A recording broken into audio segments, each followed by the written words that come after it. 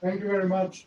So we have pleasure to have some Sears continuing to some extent the topic, but from larger perspective.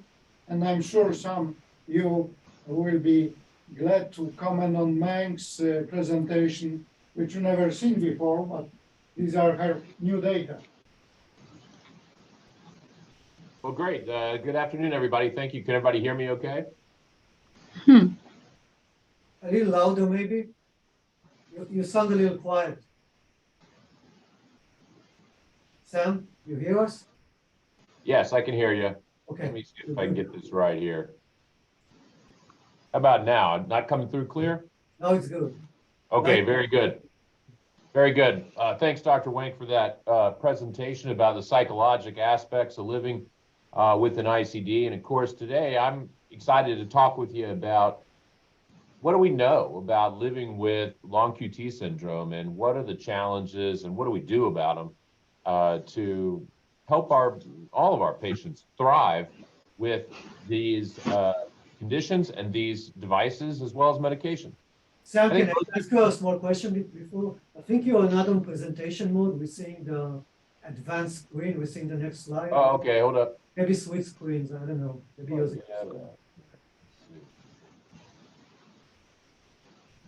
There's a problem. Well, I have the same problem if I have two screens or three screens. I don't know which I'm showing.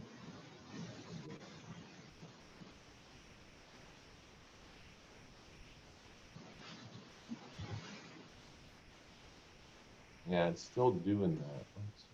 I don't quite know how to stop that. I'll give you, maybe if it doesn't bother you too much, you can see what I'm going to say next.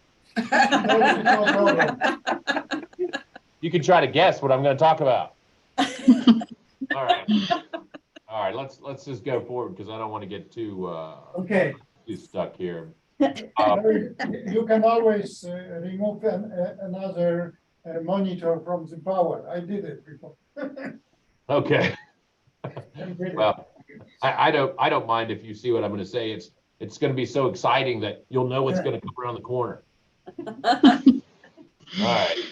All right. So here we go. So the idea here is that many of our patients are struck with this condition out of the blue, and it feels like they got hit by a medical lightning strike. And of course, this can make you feel like screaming. Like, what happened here? Why did this happen to me? And I think the psychological aspects of distress become so obvious to other people. And I think often it's hard to know how to feel when we're in fact faced with the challenges of living with a condition like long QT syndrome. So what I want to do with my time with you is share with you psychological research, and then talk some about what we ought to do about it. How do you cope with this condition? What are the things that we know about from psychological research to help our patients live confidently? So the first thing is that we know that this is a stressful condition, that anybody who tells you, oh, long QT, it's just a walk in the park, of course, doesn't quite understand the challenges of this unique stressor of being diagnosed with a condition like long QT syndrome. The ambiguity stress is very clear. When human beings are in situations with they're uncertain about key elements of their safety, things like war, things like crime, and things like medical ambiguity have unique effects on us. And of course, you're not in it alone. Your family along often is dealing with similar, if not the same, and their concerns about each other. And this kind of medical stress is very unique. In fact, research looking at risk perception in ICD patients, a group of New Zealand researchers did that a year or two ago, and they looked at risk perception. And they compared the relative fears or perceived risk in a group of ICD patients, 86 of which had long QT syndrome, so almost half the sample had long QT syndrome, that long QT patients actually rated their risk 3 times higher than their medical teams, and they were the most overrating group, suggesting that something about long QT syndrome, something about the unknowns of living with long QT made it particularly challenging to assess what's going on going forward. And that was what was so important about Dr. Zariba's talk and Dr. Wang's talk, is that thinking about risk is a part of the process of living with this disease. But we know that because there's no such thing as cardiology without psychology. Cardiology is a fundamentally psychologic and biologic discipline. When we deal with people's hearts, when they recognize the risks that are coming, it means there's a burden. We're at a state where learning about these diseases put challenges on the human beings experiencing it. So stress is normal. And instead, what we need to do is have strategies and recognize that it's a long game and steady effort wins the day. Now, what do we know about this? When you look at patients with channelopathies, here's a study from Heart Rhythm in the last year. When you look at patients with channelopathies, similar to what we saw with Dr. Wang's data, 38% of patients have an anxiety, significant anxiety problem, 16% depressed. You know, one way to think about this would be that 11% of Americans have depression. So we have about a 40% greater risk of being depressed if you have long QT. But I think most of our eyes would be turned toward the greater risk of anxiety in these patients with channelopathy. And so it's really anxiety, and we saw that in the similar data earlier. Now, what about everybody else? You know, what do we know about parents and kids? This last year, we published in Heart Rhythm on the rate of PTSD, post-traumatic stress disorder, in parents versus kids with known arrhythmic disorders. 47%, so 1 out of every 2 parents worried at a level that we would consider it a traumatic stress reaction. It just goes to show you that our long QT patients, our patients with cardiac arrest, do not experience this in isolation. This is a family disorder. Fortunately, only 12% of PTSD in kids, but that's still quite elevated. I don't have an exact number, but we would expect probably about 4% of kids maybe, and that's probably a little high, might have PTSD from difficult living circumstances, being a victim of crime, food insecurity, victims of war. 12% is still elevated, but clearly that 47% of parents really gets your attention. One more big number here is in patients that have had a cardiac arrest in their family. So a surviving group of a family with a death of a family member due to a cardiac arrhythmia, that we see the rates of PTSD back up there into the 44% range. Mothers were more likely to report PTSD. Witnesses were more likely to report PTSD, depression, anxiety, and stress as well. So this is not a condition that you simply don't have to deal with grief. You simply don't have to deal with psychological factors. I'm thrilled that the University of Rochester cares so much about this issue, that both Dr. Wang's work and our work over the last many years, that we're starting to focus in on how do we help our patients and families managing these conditions. And here you just see a final strategy about that same group of families with PTSD, 21% reporting that they grieve on a regular daily basis. They miss and are painfully affected by the loss of their family members. And we have a lot of data about ICDs, and I think we learned a little bit about that in the last talk, but I just wanted to highlight a couple things here. We do know that traditional psychiatric disorders, those first 3 rows here, all of these mount up to about a third, right? No matter what numbers you look at over the last 30 years, you're going to come in at about a third when you sort of rush it all together. So about a third of our patients dealing with defibrillators are going to be dealing with either anxiety or trauma. But I want to highlight a couple of things here. In particular, when you go down here to these non-traditional psychiatric problems, so traditional things that all patients have the chance to get, but down here, these are conditions that only ICD patients get. You start to look at shock anxiety. How much are people worrying about being shocked? How much are people avoiding activity because they're afraid of that activity triggering a shock or triggering a cardiac problem? You see the rates start to go up. So my work's become very, very focused on what I'll call cardiac-specific fears and anxieties at this point. But the psychological experience of living with any of these conditions, with or without a defibrillator, with or without genetic certainty, has to ultimately arrive at the station that is feeling safe. Feeling safe is the psychological holy grail. It's exactly what we have to help our patients do, and it's exactly what you and your family members have to seek. And that is a safety net, whatever that means. Now, connecting to experts like the University of Rochester, being a part of the Long QT registries, participating in research, trying to do everything possible to help those who are helping you is part of a safety net response. But it's clear that there's an easy way to either scream or feel safe, and being caught between these two is the psychological challenge that we have to help. All of us have to find ways in which we move to that safety net approach, that safety net thinking.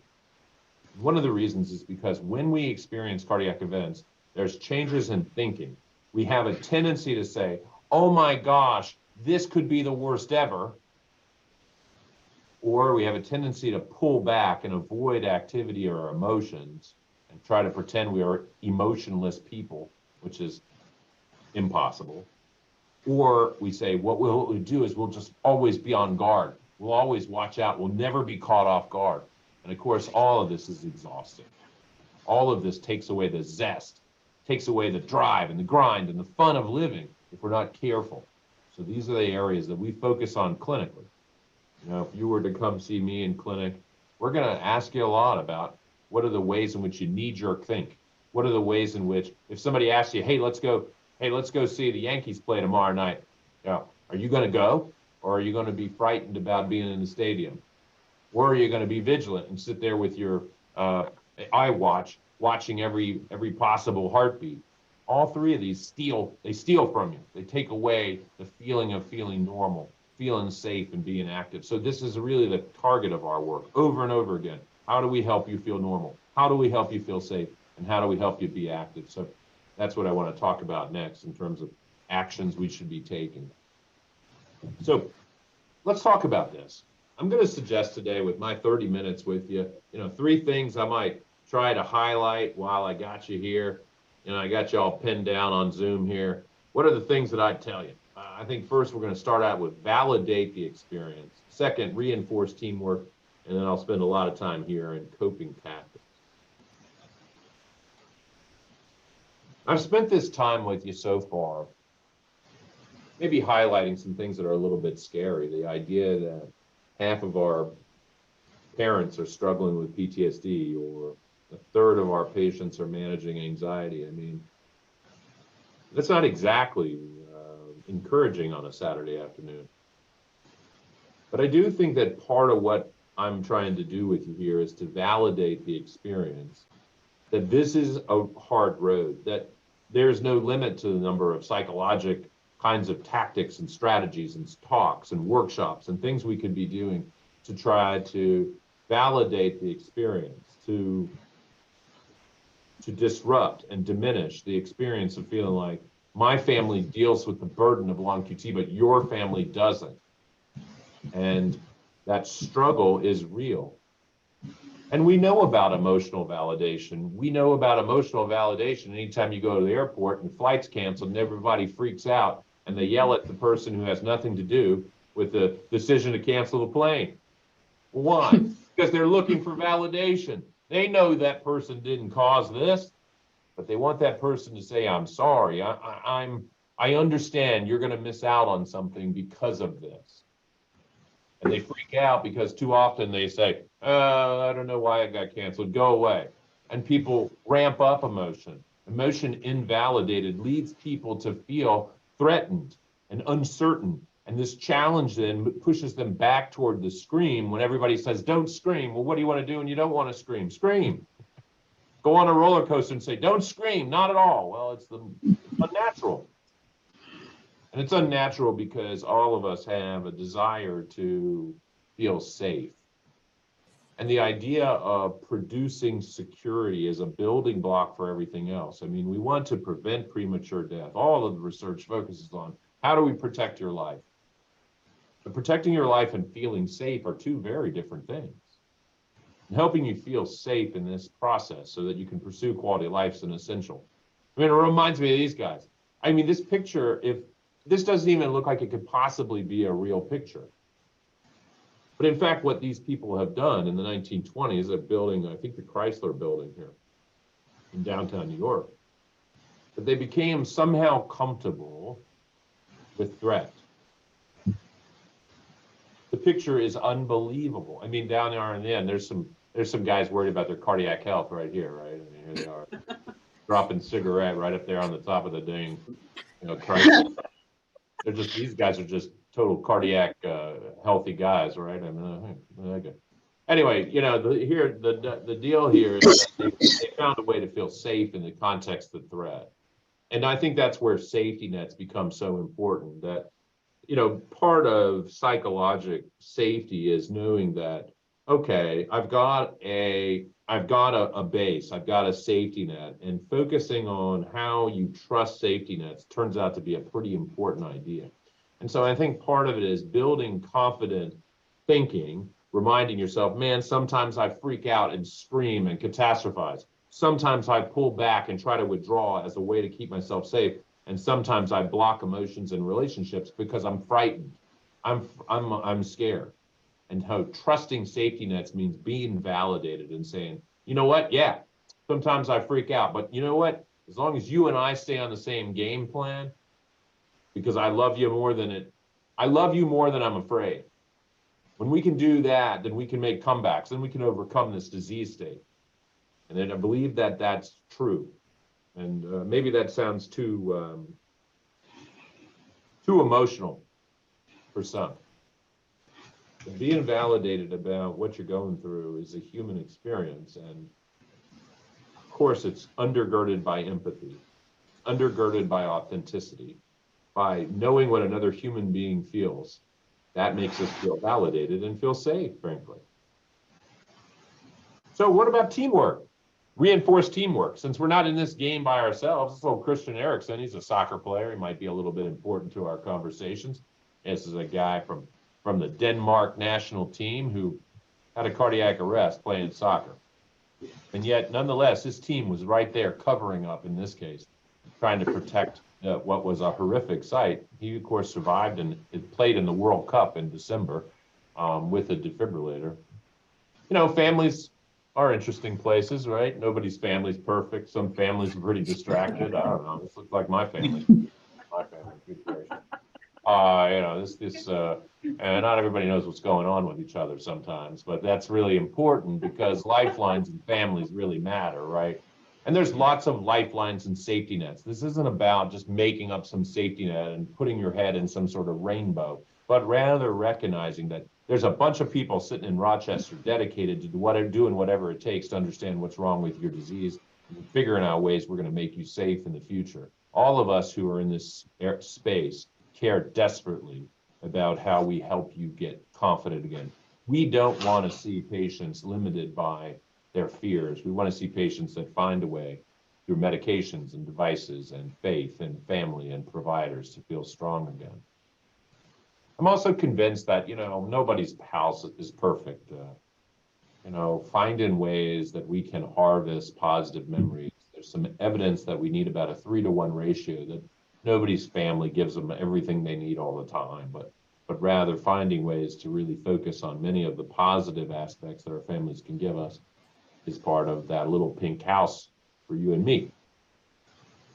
So, recognizing who's on your team, really building that roster, trying to identify who can really be there. I think those on the call today and those watching this video, of course, will be recognizing that they know that there's an opportunity here to build that.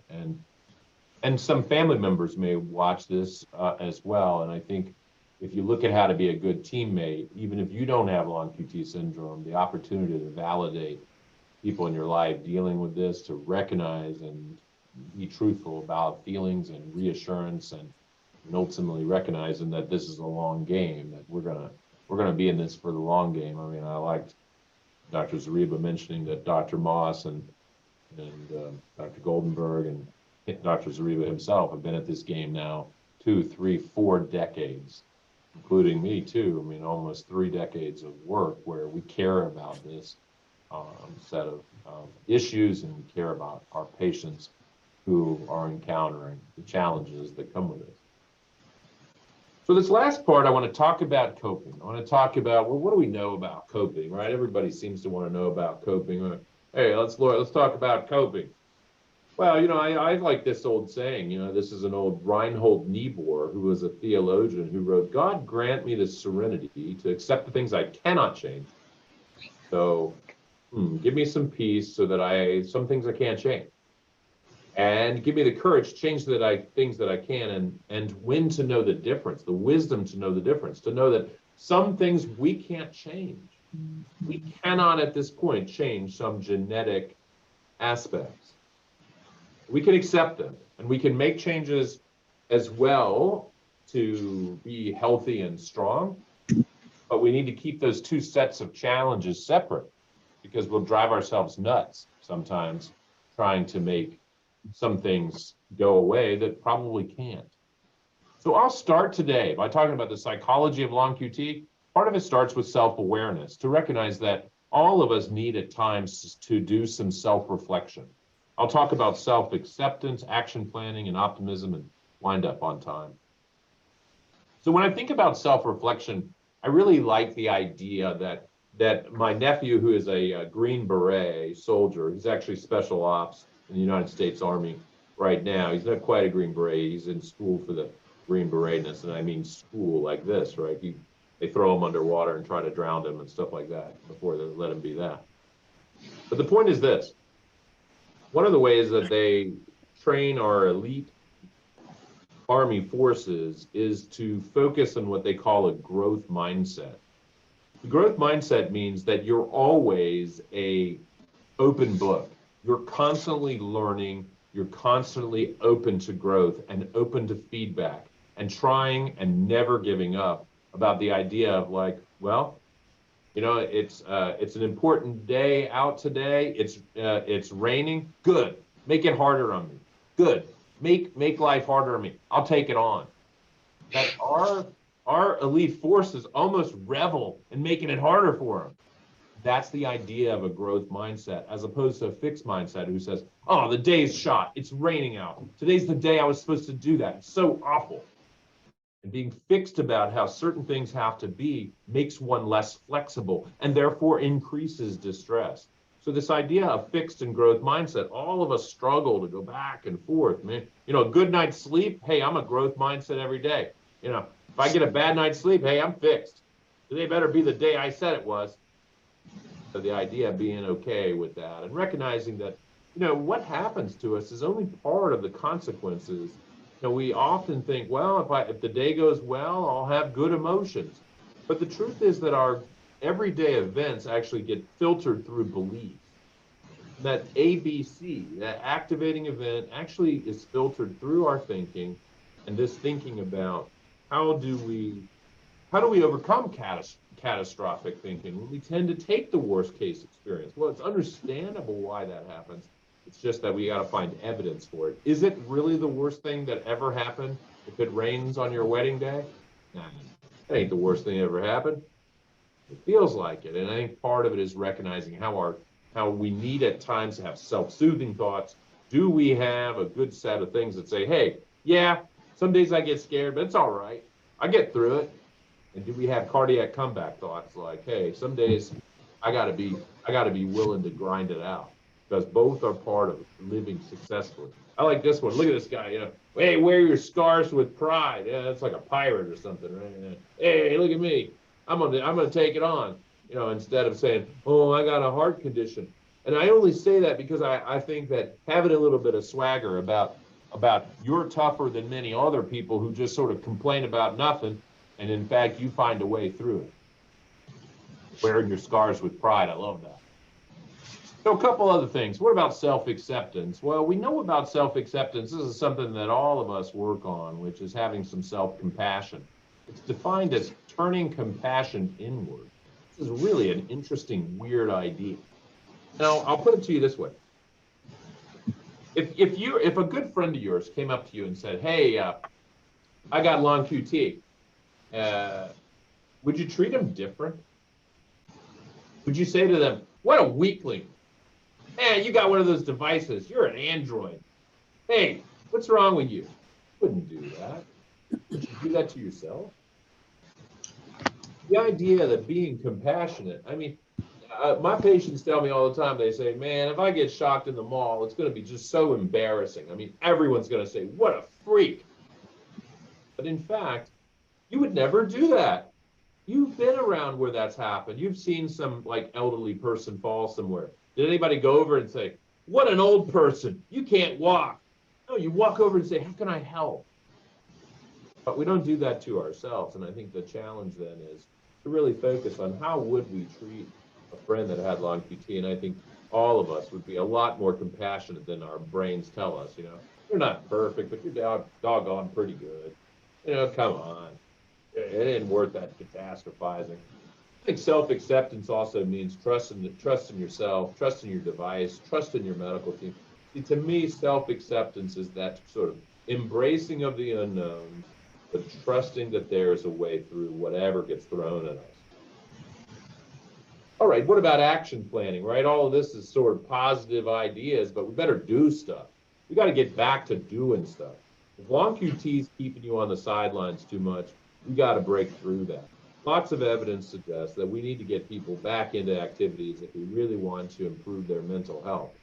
And you say, what are you talking about, man? Mental health, how does that work? Well, getting people into activities convinces them psychologically that they're doing the right thing.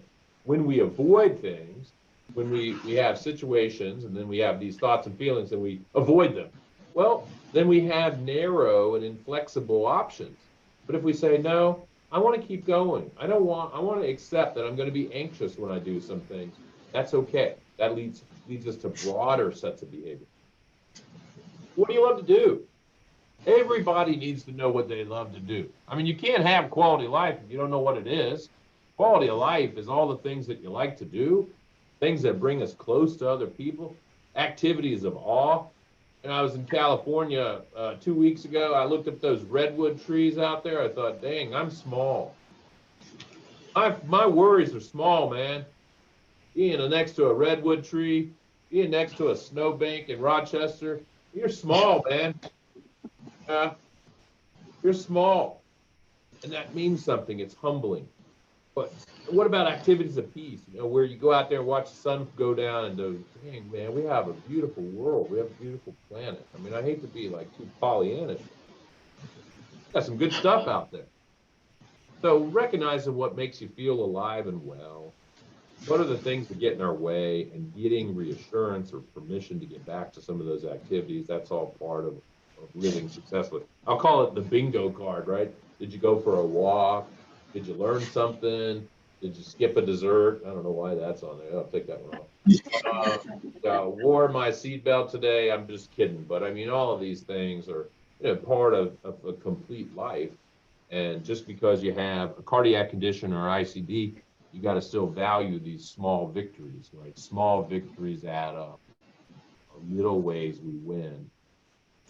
So I'll end up with this last part about optimism. And I think part of what we saw both in Dr. Wang's work as well as in our work over the years about how do we help people feel optimistic. And then the reality is we are what we see. Let's say that differently.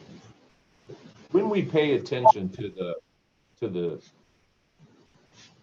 tragedies, the bitterness, the divisiveness, that's how we feel. When we pay attention to some of the things that matter to us, we can move in a more positive direction. That doesn't mean ignore or deny. It just simply means to attend to both the pros and cons, the pluses, the minuses, the loves and the challenges of living life, and being open to the wide variety of both. That's part of life. The world's religions have always been interested in how do we cope with both the goods and bads of our lives. Psychology has, I think, highlighted that when we move in positive directions, positive emotions tend to follow. And one of our activities that we ask some of our patients to do, particularly when they focus on just what they've lost and what's wrong, we really challenge them to say, well, let's put on some goggles that only allow you to see the positives just temporarily. Because we want you to get out of the tendency to focus on what's wrong and the tendency and move toward the tendency of there are some things you still have right.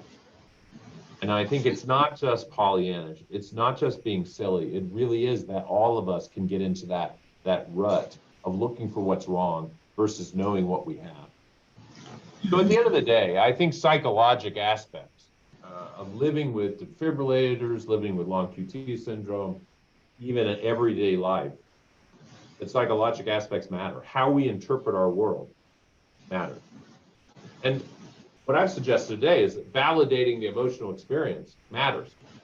Having a team, having people around you that validate you and engage you, and then finally having some self-reflection and self-acceptance and ultimately action and ultimately attentiveness to the meanings of life, the meaningfulness of life.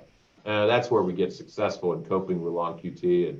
And thanks very much for letting me rant for a little bit. Thank you very much. It's a very enlightening talk, and everybody already knows that Dr. Sears is not only US and world, but world expert in the topic.